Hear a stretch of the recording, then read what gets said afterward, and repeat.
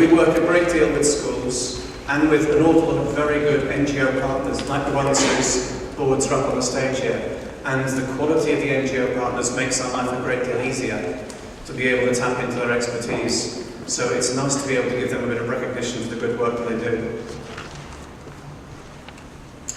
Now, the cultured ones among you will immediately recognise Charles Dickens.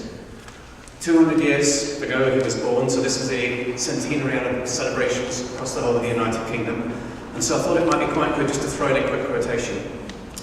I was very tempted by A Tale of Two Cities and the best of times and the worst of times in development education in Scotland. That's a little bit how I feel, but I thought in the end I'd go with great expectations, in the more positive expectation that things will get better in the future. One of the challenges I think we have is the issue about definitions. I mean, we've spent years and years trying to help teachers understand what development education means. Some teachers got it very quickly, some teachers got it over a period of time, some never really got it and thought development education meant something about, for example, the built environment. So we had issues around that for a good period of time. What we always understood by it was a very strong sense of the North and the South and how they interrelated, and about equity and social justice. And clearly around these kind of issues there are very complex arguments and discussions to get had, and things you need to do with young people that are sophisticated. But the big shift in Scotland in the last 3 or 4 years has been that we rarely talk about development education anymore. Normally these days we're talking about global citizenship education. And when we talk about that as a concept, we mean something that is considerably broader than the old development education. Because global citizenship brings in international education and the highly developed countries of the European Union. You have all the sustainable development education work like eco-schools. You have the pure citizenship work about things like pupil voice and human rights. And our global citizenship team at Education Scotland also covers all the game's legacy stuff. So it's a broader kind of concept, and although social justice is still an important part of it, things have moved a little bit from the old understandings that we have. And one of the problems with all of our work with teachers is having teachers understand the terms that we work with and the kind of concepts behind them. Okay, I don't need to give you a geography lesson of what Scotland looks like. The point I'm trying to make with this is that with 32 different local authorities and different policies, with 53,000 different teachers, and with all the agencies and NGOs involved, there are many, many different players. There's a huge number of different variants of development education and global citizenship, because there are so many different understandings of what it means. And we're not trying to enforce any one definition or any one model. We like a great variety in the work of what goes on currently in schools. A lot of you don't come from an educational background, so I wanted to give you a little bit of context for how things are working in Scotland at the moment. In 2004, we started work on the new curriculum framework for Scotland that addresses things that are done in all our schools and our nurseries, and also to a significant degree in our FE colleges. The new curriculum is very different. It's a more open and less prescriptive framework than we had before. Essentially, it provides a skeleton, a good skeleton, but definitely a skeleton, and then the flesh in that skeleton is added to a significant degree by local authorities and by teachers themselves. Because part of the thinking behind the new curriculum was about reprofessionalising our teachers and putting more power back into the hands of teachers to decide what happens in the classroom. The way the new curriculum is written gives us loads of opportunities to do very good global citizenship work in lots of different areas, and we do see lots of very good global citizenship work going on. If you read the educational media, you might believe that Curriculum for Excellence is under severe strain with massive difficulties. That's not the perspective from lots of schools. I mean, this is a major curriculum reform program. It was never going to be easy, and there are problems, particularly in secondaries. But it's definitely not a disaster area, and there has been a lot of extremely good work go on, and will continue to go on in the months ahead. At the moment, the sticking point in particular is assessment in secondaries, and lots of extra resources being thrown at that to make it work more smoothly. But in primaries, by and large, things have gone very well. We have a team in Education Scotland to support global citizenship work, and we do as much support as we can, and lots of stuff on the web, and lots of teacher training, some with partner organisations. One thing you may not know about, because it hasn't had much publicity, is the One Planet Schools model and the ministerial working group that relates to this. This was an election pledge made by the SNP before the last Scottish Parliament elections, that they would look very closely at this model and what it might offer for education. The concept was developed by the WWF, and the Ministerial Working Party that is meeting on a reasonably frequent basis at the moment is looking at this model and what it includes, which also has aspects of outdoor learning within it, to see what we can do for Scottish schools with this particular model. The report's due to come out in November, and so we're looking with great interest to see how the Scottish Government might wish us to do things differently in the future. Curriculum for Excellence. For those of you that haven't seen it, this one diagram tried to sum up what the new curriculum was about. And it was deliberately written in a way that didn't use educational jargon too much, to help us explain to parents, to employers, and to lots of others, not just teachers, what the new curriculum was all about. So the things you see in larger text, like successful learners, those are known as the 4 capacities. Essentially, this is the target. This is what we want our young people to be in the future. That every one of our young people becomes a successful learner, a confident individual, an effective contributor to society, and a responsible citizen. And particularly for the last 2 of those, you can see a very strong connection to development education and global citizenship. Because there's a very strong heart here about values, attitudes, and the way you treat other people. And can you research a complex issue? Can you develop an informed viewpoint about a complex issue? Are you able to communicate that to other people and have a dialogue about it? There's a very strong element here about equity and justice and values. So the whole of our new curriculum is broken up into these 8 broad areas. Some of them are undoubtedly more important than others, but they're all important, and all schools are addressing these kind of 8 broad areas. One of the nice things for me about global citizenship or development education is that I can go down these 8, I can pick out very quickly in most of those where global citizenship can contribute to what schools are trying to do. And with a little bit more thought and planning and talking with teachers, I can cover all 8. The entirety of the new curriculum is written in this form as a series of experiences and outcomes. And for those of you that aren't teachers, you'll hear teachers describe these as the E's and the O's.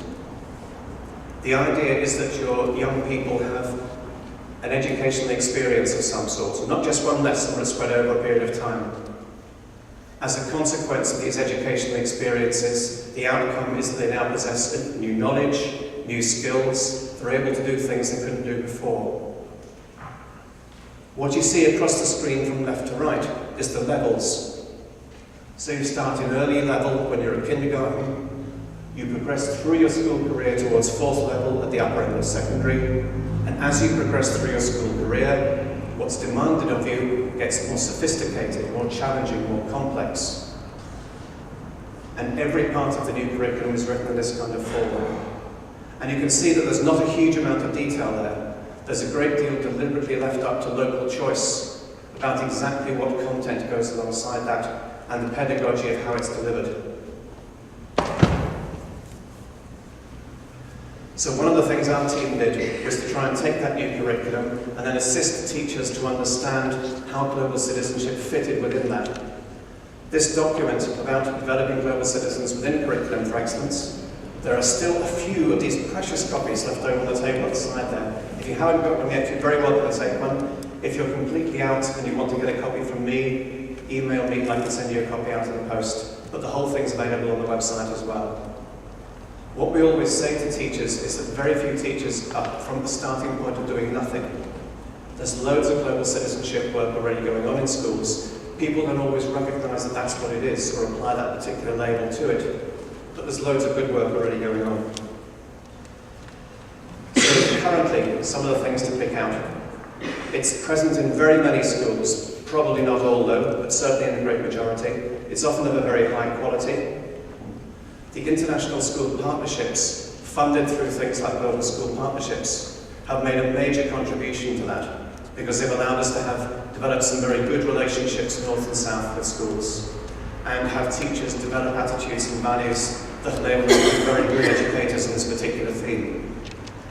There's been lots of resources produced, lots of very good CPD done, for example by the Development Education Centres. Fair trade, as the Fair Trade Forum here are promoting, widely embedded in Scottish schools. We can still do better, but there's loads of activity goes on every year. And some of our young people do genuinely think globally and are better prepared for a global market and working within it. Not all, but certainly some. And I think the kids from Stonewall this afternoon are probably a very good example.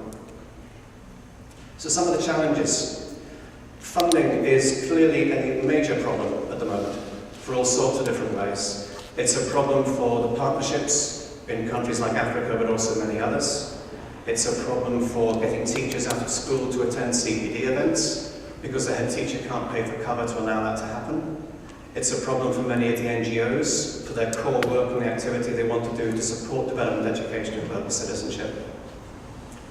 There are issues about leadership, and here I have particularly in mind head teachers. Some head teachers still very much need to be persuaded why global citizenship is valuable, what it can contribute to attainment in the school, how it can change things for the young people they work with, and why they should be doing it. One of the things I see a lot is individual champions in schools, teachers who do very, very good work themselves or in the department. What I don't see a great deal is whole school action for global citizenship. You do get it, but it's definitely not in the majority of schools. So that's something I'd obviously like to see more. The issue about evaluating impact and realising the benefits of the kind of investment that we make, both in terms of time and money and everything else, is a very good one, because a lot of the work that we do in this kind of area is about changing attitudes, about instilling certain values in the kids that we work with. And that kind of very personal aspect of education is notoriously very hard to assess and evaluate, which is one of the reasons why I don't actually see it happening very often. The teacher workforce, the big issue for me here is the readiness.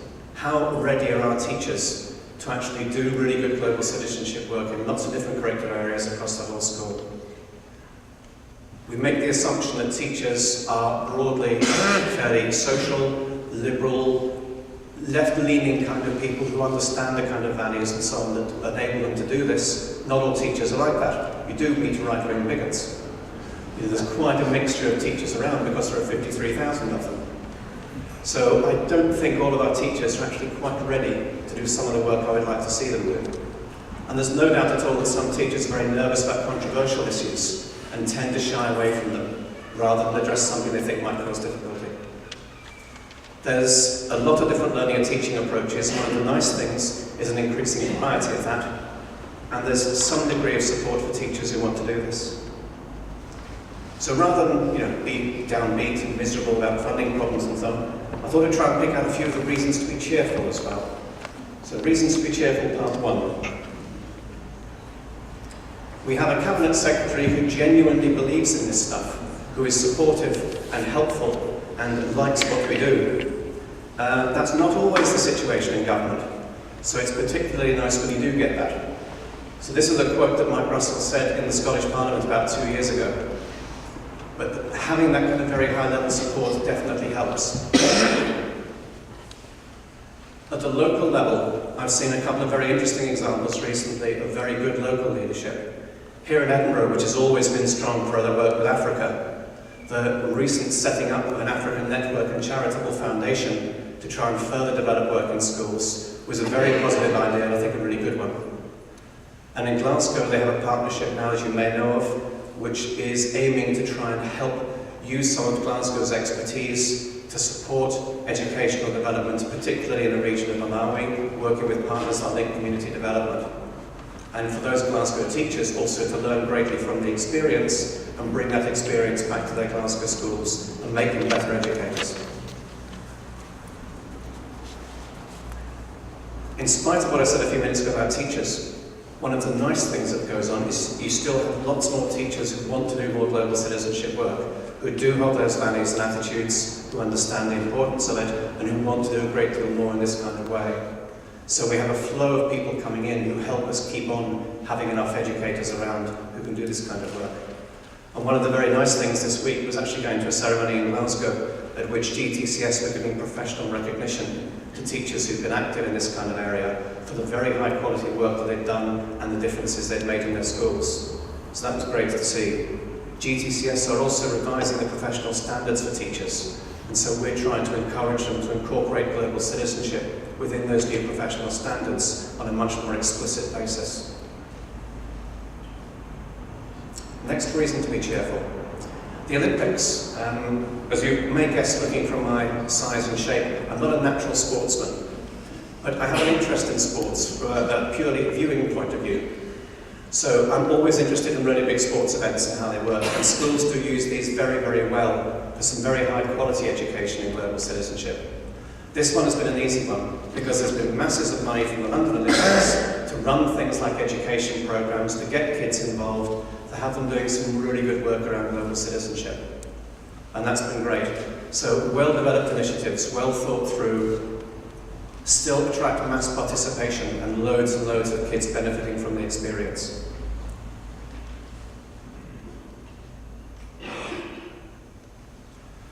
Some of the pleasure in my job is doing lots of school visits and seeing lots of things that go on in schools.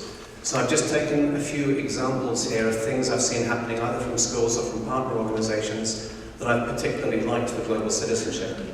So the British Council online course material that was used to help prepare teachers for things like global school partnerships. Excellent, really good stuff. Lovely illustrations, very well thought through, making really good points as it went through it. For those of you that haven't seen Take One Action, it's an annual film festival that picks films that come from developing nations, like for example Tanzania, and tries to expose them to a Scottish audience, to give that Scottish audience a different perspective on issues that they're thinking about anyway. There's also Edinburgh's own version, which is the Africa in Motion Film Festival. I really like films as a means of pedagogy. I think you can get some great experience from it. So these kind of programs are excellent. I don't think there's anyone here today from the Divine Trust, but the Global Student Forum that they ran last September here in Edinburgh was outstanding. A student-led conference, very good work, entirely focused around one of the individual Millennium Development Goals, really high-quality student interaction and student thinking. They're running another one this September on a different Millennium Development Goal. If your school hasn't been involved in this kind of stuff, it's really good. And just a few more. Let's give some credits to WASDEC for their global storylines work. The storylines approach is very well understood in lots of our Scottish schools, and WASDEC's variant on that, working with Glasgow City Council, is a really interesting example of that. They're holding a dissemination event about it next week. Still places available for those of you who might be keen to go. Have a word with Diana or Lynn, and I'm sure they can try and fit you in somewhere. Oxfam's Water Week. Again, a very well-planned educational initiative, very well publicised, good resources to go with it, the kind of thing that makes it easy for a teacher who wants to do a bit more global citizenship work in their classroom. Again, I don't think there's anyone here today from Red Cross, but if you haven't seen Newsthink, it's a very good fortnightly email newsletter. And what Newsthink does is it picks out some contemporary issues that relate to things like human rights and conflict, and then it develops educational ideas that go around those contemporary issues. And it's a really nice prompt, again, for a teacher who might want to do something different. It's great for modern studies teachers, but lots of others could use it as well. And finally, something we've seen a lot more over the last year in schools is microfinance initiatives. So things like Wild Hearts, Kiva, and several others that allow young people to put a little bit of money into some development activity that happens in a country far away, with a great deal of thought about the personal impact of the money that they're putting forward. And they make some very good ethical choices about which ones to support, which ones not to support, the impacts they might be looking for. It's good for financial education, it's good for global citizenship. It's a neat idea, and you've got some schools doing this really well. That's me. That's the overview session finished.